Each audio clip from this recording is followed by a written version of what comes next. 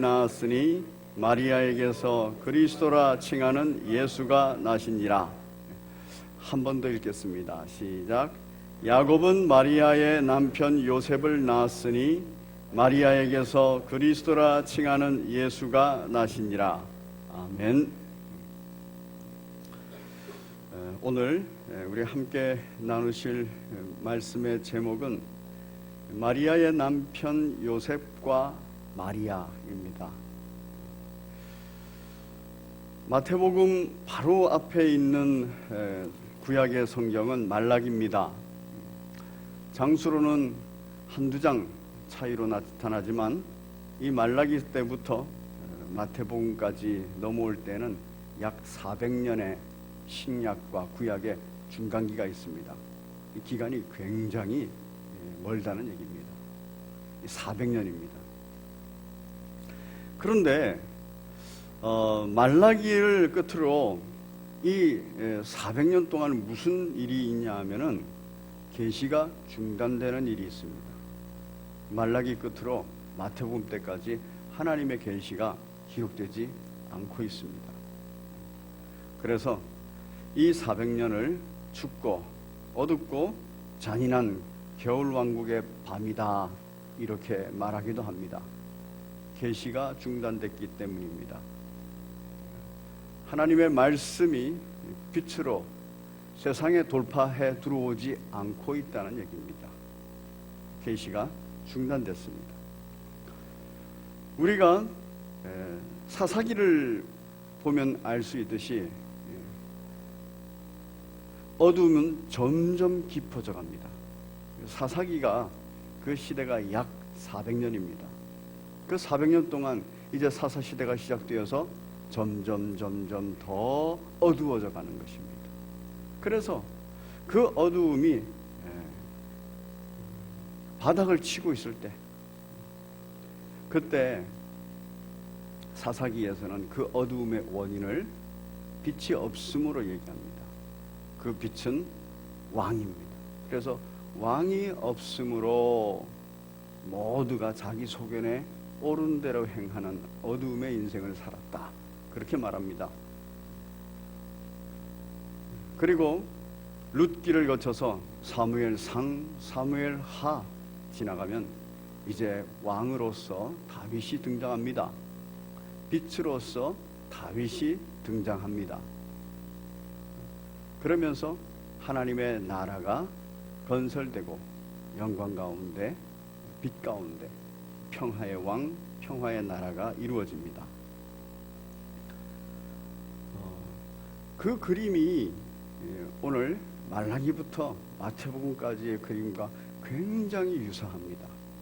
기간도 400년이라는 그 기간이 유사할 뿐만 아니라 그 400년 동안 점점 더 어두워졌어요. 이렇게 깊은 어두움에 빠지니까 이스라엘 백성들 마음속에 뭐가 소망이 된다고요? 빛이 소망이 된다고요. 사사시대 마지막에 왕을 그렇게 소망하고 구했듯이 바로 이제 신구약 중간기의 이 마지막 때에 그 짙은 어두움 속에서 백성들은 바로 빛을 구합니다. 왕을 구합니다. 메시아를 구합니다. 그래서 그 당시가 가장 메시아에 대한 소망이 뜨거웠다고 합니다. 그래서 신학적으로도 이 기간 마지막에 예수님 오시는 그 당시에 메시아 대망 사상이 있었다, 메시아 대망 신앙이 있었다, 이렇게 말합니다. 이건 당시 역사가 요세푸스의 기록입니다. 그 요세푸스의 기록을 보면은 메시아 대망 사상이 컸기 때문에, 그래서 그 당시에 태어나는 아이들의 이름이 예수라는 이름이 참 많았대요. 그 예수라는 이름은 결국에 메시아라는 그 의미를 가지고 있습니다. 왜냐하면 구약시대부터 이미 예수라는 이름이 있지요.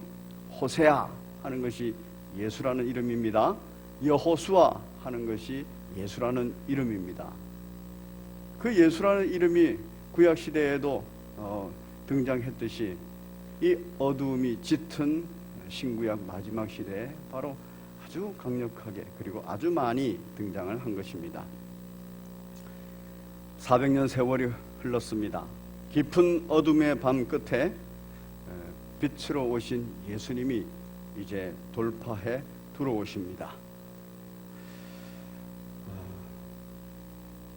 오늘 본문은 예수님이 돌파해 들어오시는 그 마지막 단계, 절정의 단계입니다.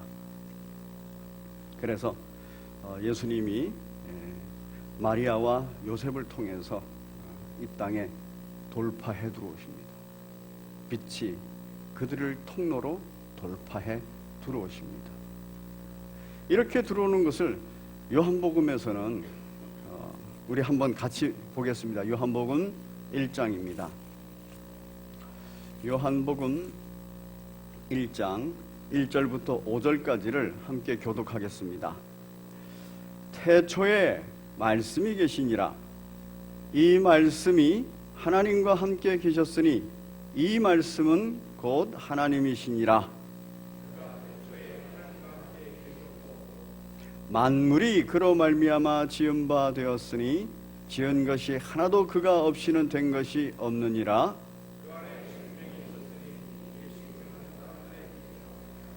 우리 5절 같이 읽겠습니다. 시작. 빛이 어두움에 비치되 어두움이 깨닫지 못하더라. 빛이 들어왔어요. 어두움에 비쳤습니다. 그런데 이 신구약 중간기 그 마지막에 때는 그 어두움이 너무 짙은 거예요.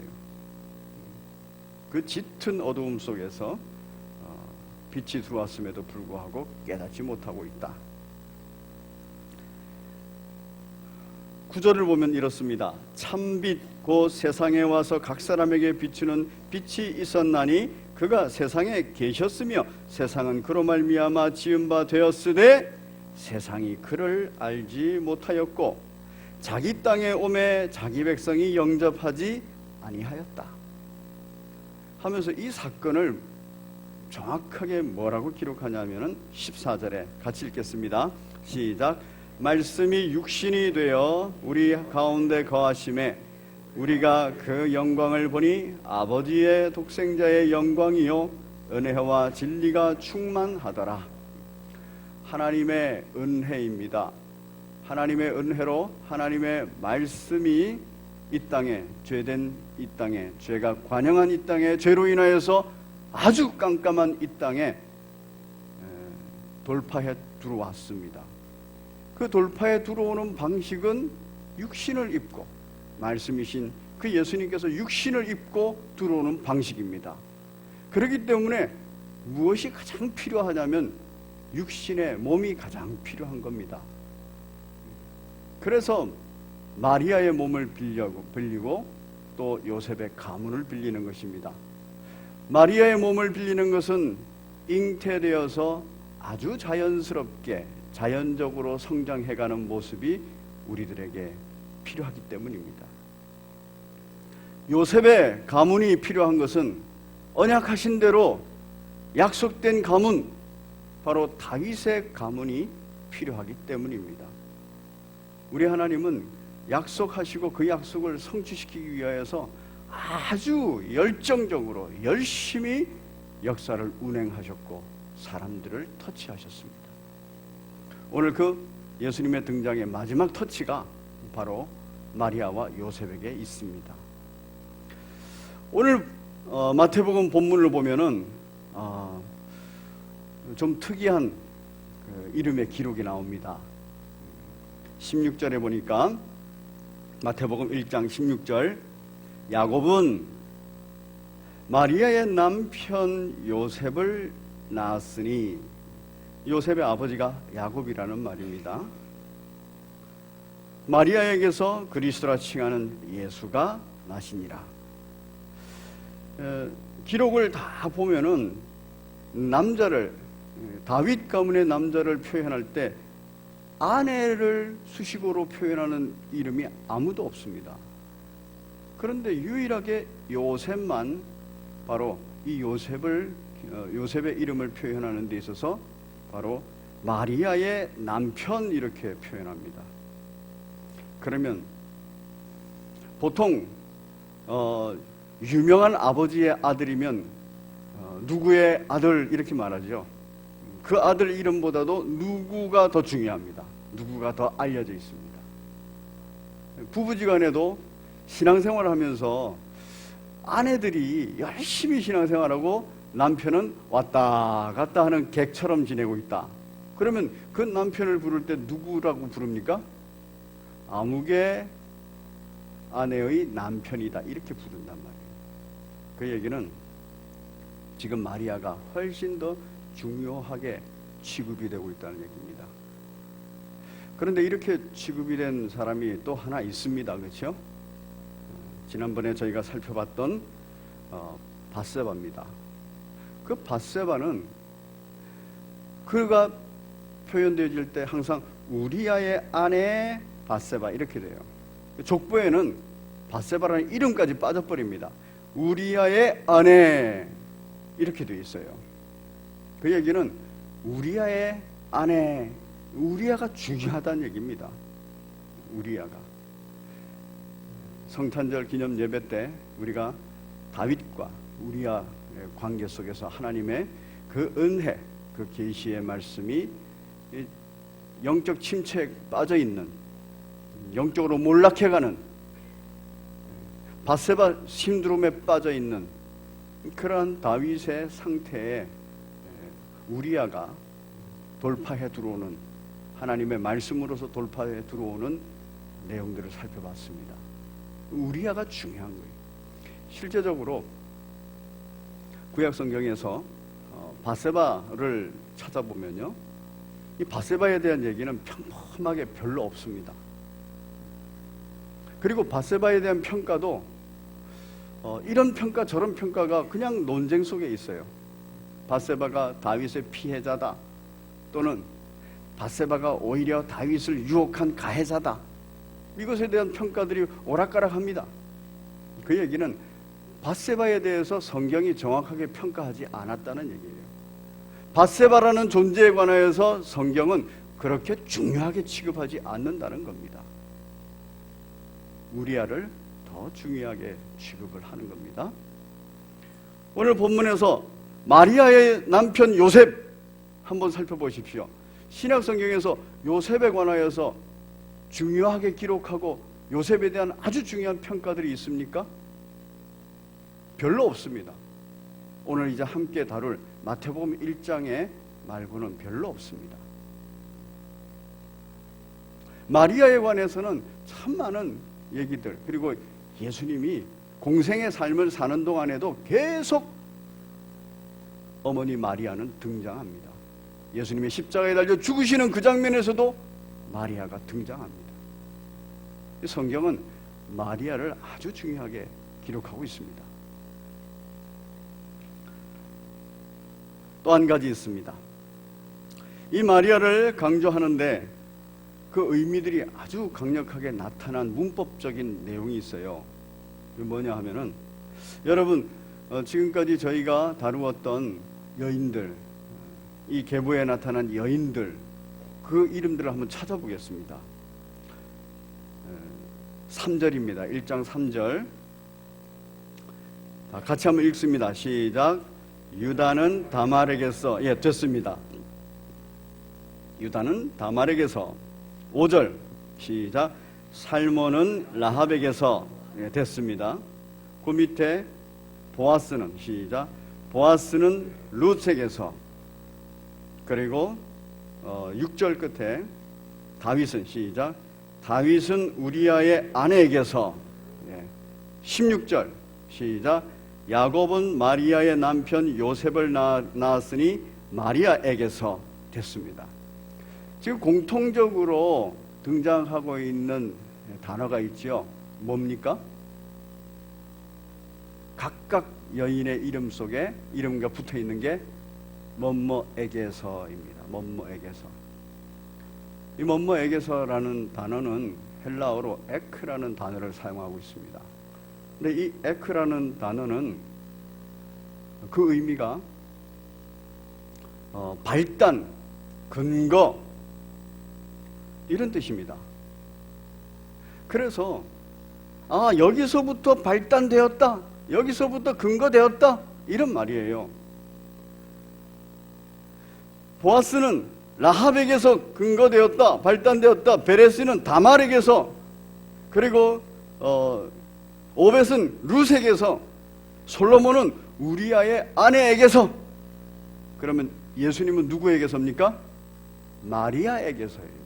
마리아에게서 발단되었다, 근거되었다. 성경에 등장한 이 여인들이 굉장히 중요한 위치를 가지고 있습니다. 지금까지 살펴봤지만 성경에 기록된 이 계보에 기록된 이 여인들이 그렇게 근거가 되었다, 발단이 되었다라고 말할 정도로 하나님의 은혜에, 돌파되는 은혜에 있었고, 그리고 그 은혜에 신앙 고백을 하면서 자신의 삶의 자리를 돌파해 나간 사람들입니다. 다말이 그러했습니다. 라합이 그랬고, 룻이 그랬고, 바로 우리아가 그러했던 것입니다. 마리아가 또한 그러합니다. 마리아에 관하여서 강조하고 있는 이 마리아에 관하여서 우리가 먼저 살펴보겠습니다. 누가복음을 보셔야 됩니다. 마리아에 대해서 아주 구체적인 얘기가 나왔어요. 우리 30절을 먼저 읽어보겠습니다. 30절 시작. 누가복음 1장 30절입니다. 시작. 천사가 이르되 마리아여 무서워하지 말라, 내가 하나님의 은혜를 입었느니라. 하나님의 은혜가 지금 마리아에게 돌파해 들어왔다는 얘기예요. 마리아가 거부할 수 없는 하나님의 은혜입니다. 불가항력적인 하나님의 은혜입니다. 그런데 이 마리아가 누구냐? 27절을 보면은 다윗의 자손 요셉에게서는 이 가문이 아주 중요한 거예요. 다윗의 자손 요셉이라 하는 사람과 약혼한 처녀, 그 처녀의 이름은 마리아라. 지금 요셉에게 있어서는 다윗의 자손이라는 게 중요하고, 그리고 이 마리아에게 있어서는 뭐가 중요하다는 얘기예요? 처녀라는, 동정녀라는 것이 중요하다는 것입니다. 그런데 이 둘 사이에서는 약혼을 했다, 그렇게 되어 있어요. 그런데 이 약혼이라는 단어가 이전에는 번역될 때 정혼한 이런 단어였어요. 그런데 원문에 좀 더 가까운 의미는 정혼한 이런 의미입니다. 왜냐하면 이 약혼이라는 말을 같은, 정혼과 약혼을 같은 뜻으로 볼 수도 있지만은, 약혼이라는 말은 우리가 지금 흔히 우리 삶 속에서 있는 약혼식, 이 정도로 흔히 생각할 수 있어요. 그런데 정혼이랄 때는 아주 정해놓은 결혼식이라는 말이에요. 그 유다의 결혼 방식, 그러니까 유대 나라의, 이스라엘의 결혼 방식이 있습니다. 그 결혼 방식은 법적인 결혼 상태가 되는 상태가 바로 오늘 기록되어 있는 약혼 상태예요. 정혼 상태라는 거예요. 정혼했다, 약혼했다 이러면 법적으로 결혼한 겁니다. 그렇기 때문에 약혼한 사람, 정혼한 사람, 이 사람과 헤어질 때, 파혼할 때는 이혼 증서를 주게 돼 있어요. 그 정도로 이 약혼, 정혼이라는 것이 중요합니다. 어떻게 이해하면 되느냐 하면은, 먼저 정혼을 해놓고 1년 정도의 기간을 둡니다. 그 1년 동안에 정혼한 여인은 친정집에 있습니다. 그리고 정혼한 남편은 본가로 돌아옵니다. 본가로 들어와서 뭐를 하냐 하면은 집을 마련해요. 같이 살 처소를 마련하는 겁니다. 그리고 그 같이 살 처소를 잘 마련해놓고 이제 약 1년 정도 지나서 정혼한 여인을 데리고 옵니다. 그리고 그 데려오는 날 결혼 잔치를 해요. 이게 두 번째 결혼이죠, 그렇죠? 정혼 한 번 하고 두 번째 초소에서 결혼식을 또 하는 거죠. 가나의 혼인잔치가 두 번째 결혼식인 겁니다. 집으로 데리고 와서 그 집에서 본가에서 잔치를 벌리는 겁니다. 바로 이러한 상태예요. 여기는 굉장히 중요한 부부 관계입니다.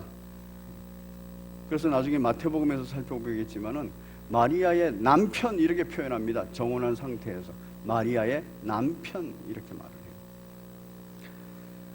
자, 왜 이렇게 중요한 부분인가? 이 두 사람의 관계는 아주 긴밀한 관계예요. 그런데 뭐는 안 했다고요? 동침은 안 했다고요. 특별한 은혜를 입은 마리아에게 천사가 옵니다. 31절 같이 읽겠습니다. 누가복음 1장 31절입니다. 시작. 그가 큰 자가 되고 지극히 보라. 시작.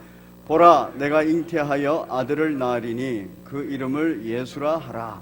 이제 예수가 등장하는 거예요. 그 당시에 많은 아이들이 가지고 있는 그 이름, 그런데 그 이름들은 부모들의 열망으로 지은 이름이지만 이번에는 부모의 열망으로 짓는 이름이 아니라 천사에 의해서 계시되는 이름이에요. 그 이름을 예수라 하라 이렇게 말합니다.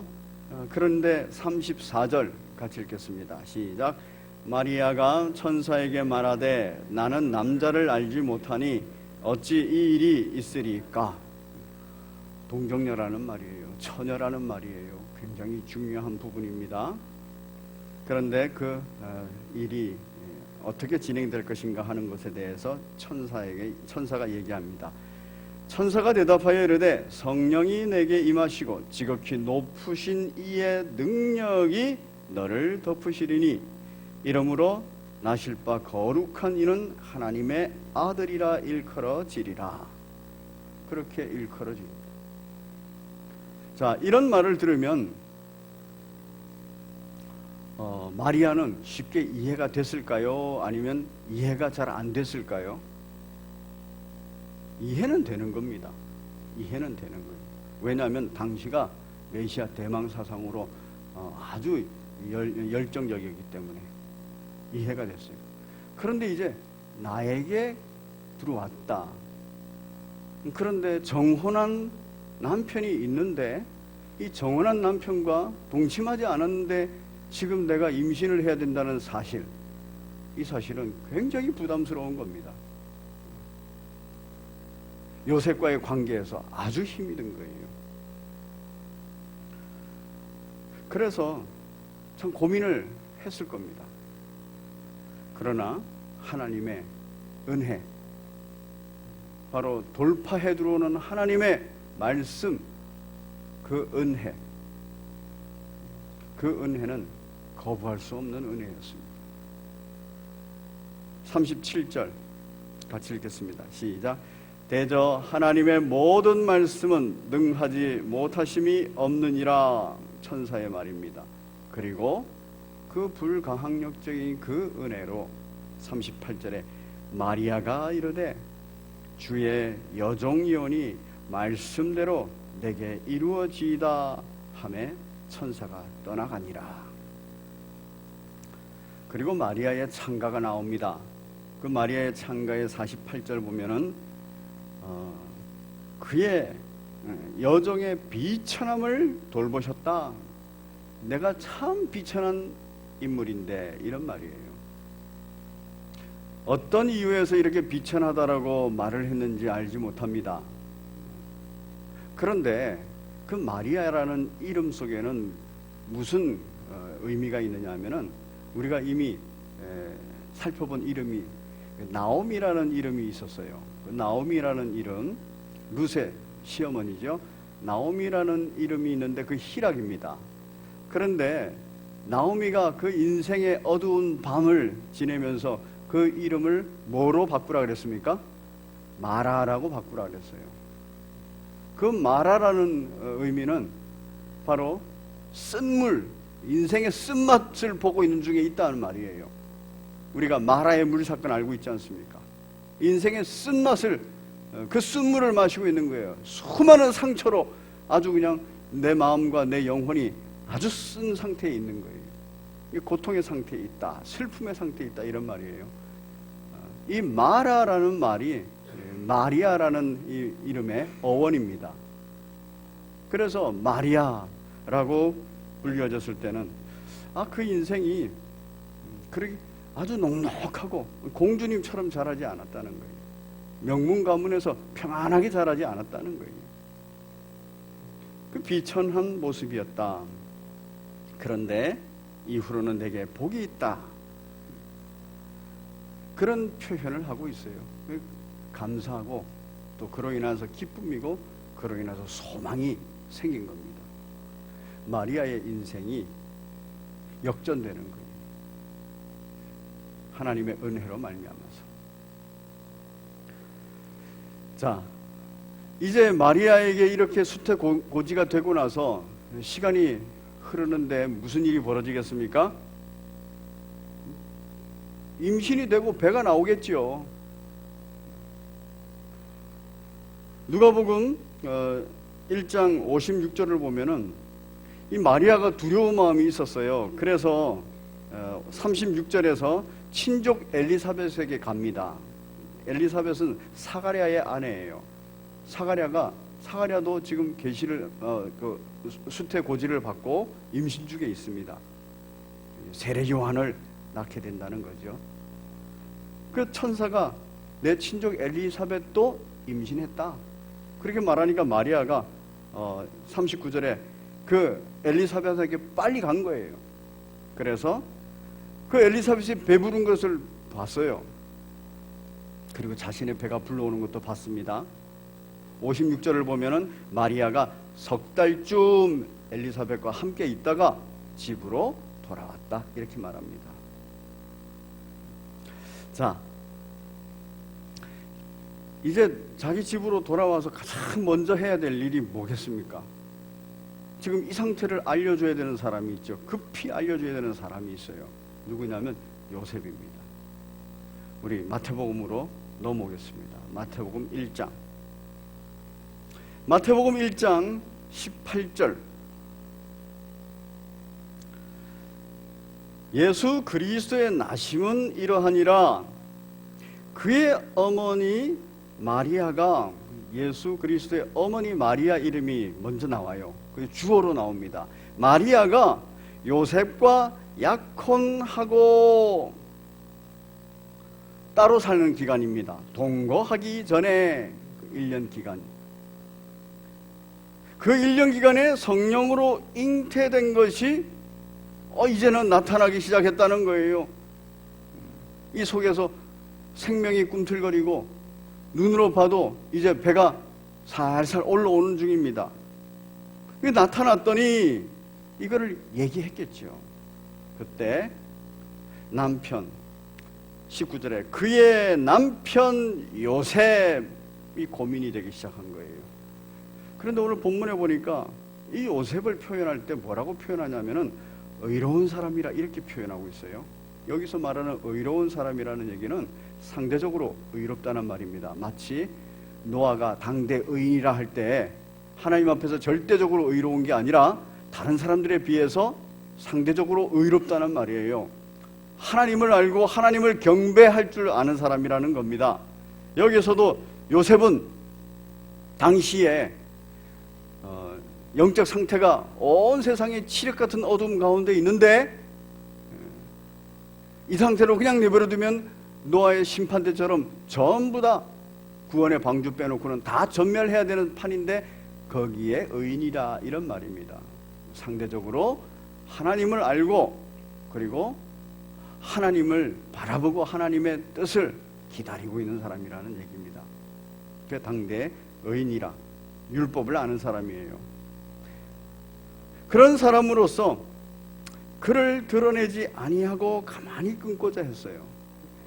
여러분, 이 본문이 좀 어려운 본문입니다. 그 해석이. 아니, 의로운 사람이라 하나님 앞에서 의로운 사람이고 말씀으로 의로운 사람이라 하면은 지금 이 상태는 내버려 둘 수 없는 상황이에요. 정혼한 여자예요. 그런데 이 정혼한 여자가 나와 동침한 적이 없는데 임신을 했어요. 벌써 배가 불러오고 있어요. 그 소식을 들을 때 의로운 사람, 하나님 앞에서 말씀 앞에서 의로운 사람 요셉은 뭐 해야 되겠습니까? 이혼 증서를 줘야지요. 가늠한 영고가 있으니까. 그런데 이 의로운 사람은 참 신중한 사람입니다. 그냥 보고선 화가 나서 이혼 증서를 확 줘버리는 그런 사람이 아닌 거예요. 왜냐하면은 당시 이 두 사람은 전부 다 성경을 보면은 나사렛에서 사는 사람이에요. 요셉도 나사렛 있고, 누가복음 아까 그 본문에 읽어보면은 바로 마리아도 나사렛에 사는 사람입니다. 그 나사렛이라는 동네가 그리 크지 않은 동네입니다. 그래서 동네에서 젊은이들이 있으면은 그 어릴 때부터 다 알고 지내는 거예요. 동네 친구들입니다. 그 동네 그 동생이고 이런 거예요. 요셉이 마리아의 어린 시절부터 다 본 거예요. 그럴 때 이렇게 어린 시절부터 그를 볼 때 그가 아름다웠던 거예요. 경건했던 거예요. 자신을 잘 관리하고 보존할 줄 아는 사람인 거예요.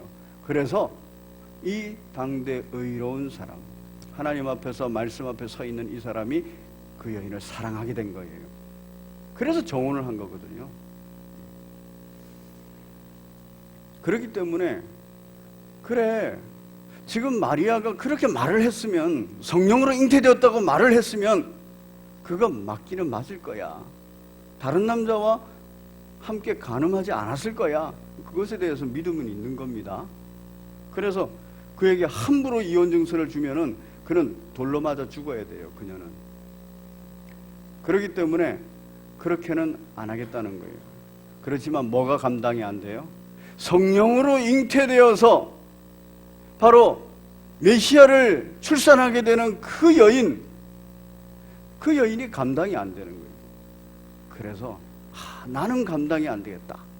이래서 가만히 내려놓으려고 한 겁니다. 가만히 끊고자 한 겁니다. 감당할 수 없다. 왜냐하면 이 놀라운 신비로움, 이 놀라운 하나님의 큰 일, 내가 도무지 감당할 수 없어. 그런 생각인 거예요. 그때 이 마음을 잘 알고 있는 하나님께서 사람을 보내십니다. 그러면서 이렇게 말합니다. 19절 같이 읽겠습니다. 시작. 그의 남편 요셉은 의로운 사람이라 그를 드러내지 아니하고 가만히 끊고자 하여. 20절 시작. 이 일을 생각할 때에 주의 사자가 현몽하여 이르되 다윗의 자손 요셉아 내 아내 마리아 데려오기를 무서워하지 말라. 그에게 잉태된 자는 성령으로 된 것이라. 주의 사자가 현몽했어요. 꿈속에 나타났습니다. 그러면서 일깨워주는 게 있어요. 너 다윗의 자손 아니냐? 이렇게 일깨워주는 거예요. 다윗의 자손에게는 뭐가 지금 하나님의 언약으로 되어 있느냐? 메시아가 오는 것으로 되어 있다. 너의 가문을 통해서, 너의 가문에 돌파해 들어오는 마리아를 통해서 메시아가 이 땅에 올 거야. 성육신 할 거야. 그 얘기예요. 그러면서 내 아내 마리아 데려오기를 뭐 하지 말라고요? 무서워하지 말라는 거예요. 이 신비한 능력, 이 하나님의 직접 개입한 이 놀라운 일에 관하여서 두렵고 떨지 말라는 얘기입니다. 평안한 마음으로 받아들이라, 이런 말입니다. 그에게 잉태된 자는 성령으로 된 것이라. 여러분, 마리아도 천사의 말을 듣고 그 말에 그것이 은혜인 줄 알고 받아들였어요. 요셉도 지금 그 말을 듣습니다. 그리고 받아들입니다. 우리 가문에 예수님이 메시아가 태어나는구나. 하나님의 약속이 성취되는구나. 우리 가문을 통하여서. 우리 가문이 해야 되는 일은 그 메시아를 보존하고 그 메시아를 품고 있는 마리아를 보호하는 것이구나. 그렇게 깨닫고 그 가문 안에서 보호가 일어나고 그를 통해서 예수님이 보존이 되는 겁니다. 그래서 이 요셉과 마리아를 통하여서 바로 하나님은, 말씀이 육신이 되신 성육신하신 하나님은 이 땅에 돌파해 들어오시는 겁니다. 마리아의 그리고 요셉의 받아들임입니다. 수용하는 겁니다. 24절을 보면 어떤 방식으로 받아들이고 있는지 알 수 있습니다. 마태복음 1장 24절입니다. 시작. 요셉이 잠에서 깨어 일어나 주의 사자의 분부대로 행하여 그의 아내를 데려왔으나 아들을 낳기까지 동침하지 아니하더니 나음의 이름을 예수라 하니라. 그대로 아내를 데려왔어요. 그리고 이제 보호합니다. 그런데 예수님을 보존하기 위해서 동침하지 않아요. 그리고 하나님의 뜻이 그 둘을 통해서 이루어집니다. 이 두 사람은 복의 통로가 되어버리는 것입니다. 그러면 이제 우리가 여기서 생각할 게 있습니다. 요셉과 마리아는 갑자기 복의 통로가 된 건가요? 그렇지 않습니다. 아마 그 시대를 볼 때 요셉과 마리아도 결혼하려고 할 때, 정혼을 했을 때, 이 시대가 메시아가 오실 시대인데 우리가 준비해야 되고 우리도 그것에 대해서 소망하고 갈망해야 되지 않는가, 그 마음들이 있었던 거예요. 그러니까 마리아가 그 수태고지를 들으면서 이게 나한테 왔구나, 두렵지만 또 이후에 어떤 일이 벌어질지 모르지만 메시아가 나를 통해서 오신다는가, 이거 내가 받아들여야지 하고선 받아들인 거예요. 요셉에게 있어서도 지금 다윗의 가문에 있는 나를 하나님께서 택하시고 내게 은혜를 베푸시는 거구나. 그래서 마리아를 보호하고 예수님을 보존하는 거예요. 그게 다윗의 가문, 우리 가문이 해야 될 일이구나. 그리고선 그 일을 받아들이고 수행하는 겁니다. 요셉과 마리아는 준비된 사람입니다. 성경에서도 요셉을 표현할 때도 당대 의인이라 이렇게 표현되어 있어요. 마리아를 표현할 때도 당시에 처녀로 잉태되었다. 이 당시 마리아의 나이가, 유대인들은 결혼 나이가 있습니다. 13살 이상 되면 결혼을 하기 시작해요. 그래서 18살 정도의 정년기, 결혼 정년기가 찹니다. 그래서 마리아가 아마 15세에서 17세 정도 되지 않았는가. 10대예요. 10대. 이 마리아가 그 10대 소녀로서 이 시대를 보면서 그 시대 속에서 메시아 대망 사상을 가지고 있었던 거예요. 그리고 그의 삶을 잘 아름답게 준비하고 있었던 거예요. 그래서 당대 의인인 요셉에게 아름답게 보였고 그와 정혼을 하게 된 겁니다. 준비하는 사람입니다. 준비하는 사람입니다. 저와 여러분들은 무엇을 준비하고 살아가야 될까요? 요셉과 마리아는 예수님의 초림을 준비했습니다. 사가랴와 엘리사벳도 예수님의 초림을 대망한 사람이에요. 예수님께서 할례를 받으실 때 그때 시므온과 안나가 있어요. 그들도 메시아를 대망하고 있었어요. 이 준비하는 사람들입니다. 우리는 예수님의 약속, 언약하신 거 있어요. 뭐냐면 재림하시겠다라고. 저와 여러분들은 예수님의 재림을 준비해야 되는 사람입니다. 종말의 기간은 언제, 어느 때에, 어떤 상황에서 예수님이 재림하실지 몰라요. 초림처럼 잉태되어서 아기로 태어나서 성장하는 모습을 갖지 않습니다. 하늘에서 구름 타고 내려오신다 그랬어요. 그렇기 때문에 언제 어느 때 갑자기 내려올지 몰라요. 도적같이 임한다 그랬어요. 그러면 이 종말 기간에는 매 순간순간 재림을 준비하고 대비하고 있어야 돼요. 내 삶의 자리가 경건하고 의인된 삶의 자리가 그렇게 준비되어야 되는 것입니다. 예수님께서 초림하실 때 상황, 성탄을 기념한다는 것은 예수님의 재림을 우리가 기념한다는 것입니다. 또 한 가지, 그보다 더 중요한 거 있습니다. 더 중요한 거 뭐냐면 마리아도 그러하고 요셉도 그러하고 그들은 말씀을 근거로, 약속을 근거로 수용하는 자세가 있어요. 하나님의 뜻이라면 주의 종이오니 뜻대로 하옵소서 수용해버립니다. 꿈에 나타나서 이건 내가 하는 일이다 그렇게 말하니까 그걸 수용하는 거예요. 자기 생각대로 고집 부리고 거부하고 저는 안 됩니다, 딴 사람을 택해 주세요, 이런 거 안 합니다. 수용하는 겁니다.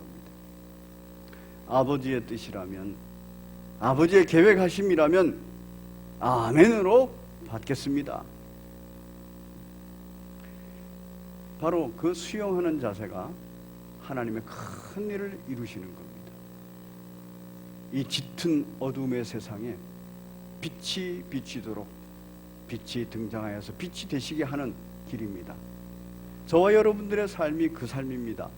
주님 재림하시는 거 대망하면서 기다려야 돼요. 그리고 우리의 삶은 바로 신앙생활을 잘하면서 경건한 삶을 준비해야 돼요. 우리 하나님께서 우리들에게 언제든지 말씀하세요.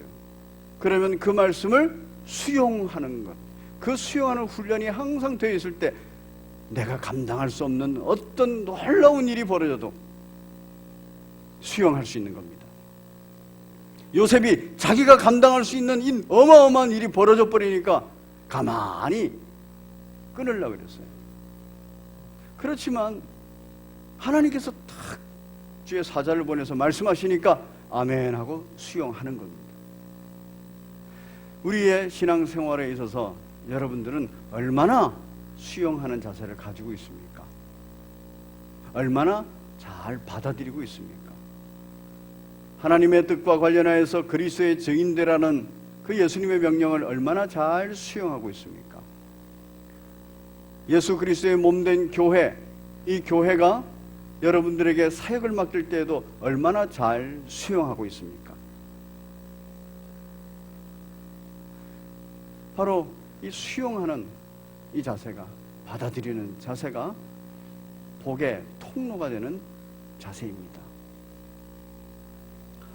오늘 예수 그리스도께서 탄생하심을 기념하면서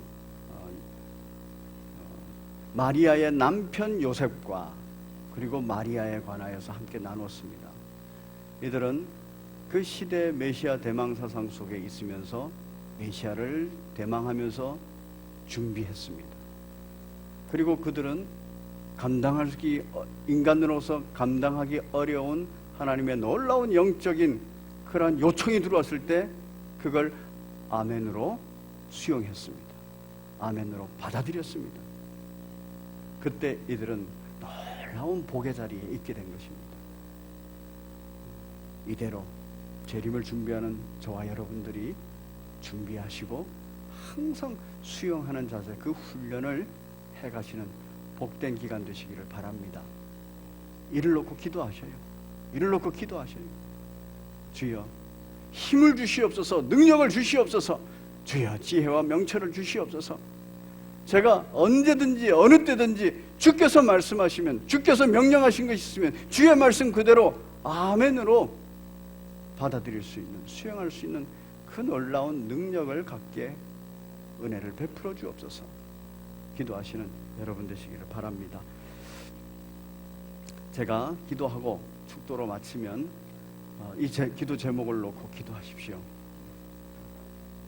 여러분이, 그리고 제가 이 시대에 마리아가 되고 이 시대에 마리아의 남편 요셉이 됩니다. 재림을 앞두고 있는, 도적같이 임하는 재림을 앞두고 있는 이 종말을 살아가는 우리입니다. 이 시대에 요셉과 마리아를 생각하시면서 요셉과 마리아처럼 주님의 재림을 잘 준비하게 해달라고, 그런 마음의 자세와 그런 신앙의 태도를 갖게 해달라고 기도하시기를 바랍니다. 기도하겠습니다. 하나님 아버지, 감사합니다. 하나님께서 마리아와 마리아의 남편 요셉을 통하여서 우리들에게 재림을 준비할 수 있는 마음 허락해 주셔서 감사합니다.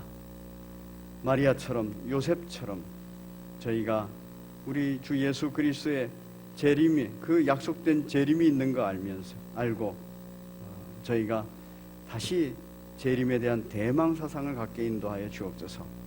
또한 재림을 위하여서 경건히 준비하는 자들에게 인도하여 주옵소서. 또한 아버지 하나님의 놀라운 은혜가 임할 때에 저희가 하나님의 약속을 믿고 수용하여서 그 성취하는데 복의 통로가 되게 허락하여 주옵소서. 지금은 우리 구주 예수 그리스도의 은혜와 아버지 하나님의 그 크신 사랑하심과 보혜사 성령님의 감화, 감동, 위로, 교통하심이 이 땅에 복의 통로가 되었던 마리아와 요셉처럼 이제 재림하시는 예수님을 참으로 소망하고 대망하면서 이 땅에 복의 통로가 되기를 원하는 주의 귀한 백성들 머리 위에, 그 가정 위에, 그 삶의 자리 위에, 그 모든 인간관계 위에 지금부터 영원토록 함께 있을지어다. 아멘.